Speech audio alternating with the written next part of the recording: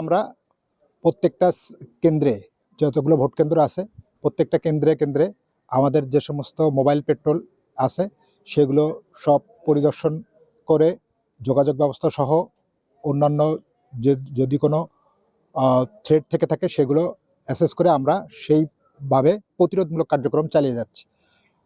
আজকে আমরা এই যে রোবোস্ট পেট্রোলিং এবং মোবাইল পেট্রোলিংয়ের মাধ্যমে সকল জায়গা আমরা ভোট কেন্দ্রগুলো পরিদর্শন করে আমরা এখন এই সরকারি শহীদ তরদ্দি কলেজের সামনে এসেছি। সো নিরাপত্তা ব্যবস্থা আমাদের কাছে যথেষ্ট ভালো মনে হচ্ছে এবং যাতে আমরা এইটা ধরে রাখতে পারি নির্বাচন পর্যন্ত, সেই ব্যবস্থা র্যাবের পক্ষ থেকে নেওয়া হয়েছে। পিরোজপুর জেলায় আসলে কতজন সদস্য আপনাদের টহলে আছে এবং জেলার যে ঝুঁকিপূর্ণ যে কেন্দ্রগুলো রয়েছে সেগুলোর অবস্থা কি এবং এই বিষয়ে আমাদেরকে একটু যদি জানাতেন।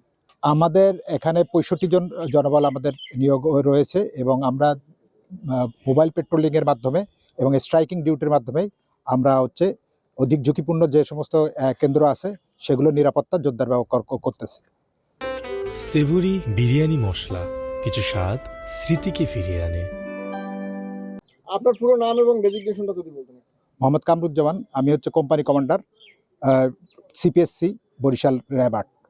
আরেকটা বিষয় হচ্ছে যদি কোনো জায়গায় সমস্যা ঘটে, অপ্রীতিকর ঘটনা ঘটে, সেক্ষেত্রে আপনাদের জানালে দ্রুত আপনারা তো সেখানে এসে। সঠিক, আপনারা জানেন যে আমরা রেসপন্ডার টিম গঠন করে এবং দ্রুত যাতে আমাদের মোবাইল নাম্বারগুলো, প্রতিটা গাড়ির মোবাইল নাম্বারও আমরা সার্কুলেট করেছি যাতে আমরা 30 মিনিটের মধ্যে অ্যাটলিস্ট যে কোনো কেন্দ্রে যেন আমরা রেসপন্স করতে পারি সেই ব্যবস্থা নেওয়া হচ্ছে।